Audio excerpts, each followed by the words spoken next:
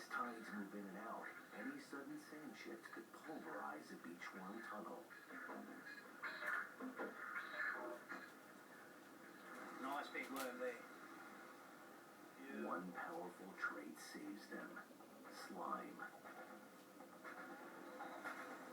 Here we've got a slimy. We call these slimies because they have such a large mucus build-up on them. Slime is a giant beachworm's sand glue. Their skin excretes a constant supply of slimy, sticky mucus. The mucus coats the sand around them, hardening it into a bunker built for one. The adaptation helps prevent collapsing cave-ins. There he is.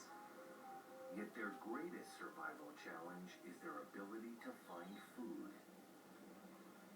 Two traits make these worms the ultimate scavengers: pinching jaws and an organ built to taste. Giant beachworms are some of the most sensory-challenged creatures on Earth. Completely blind, with no sense of smell, they rely almost entirely on tasting flavors in the water.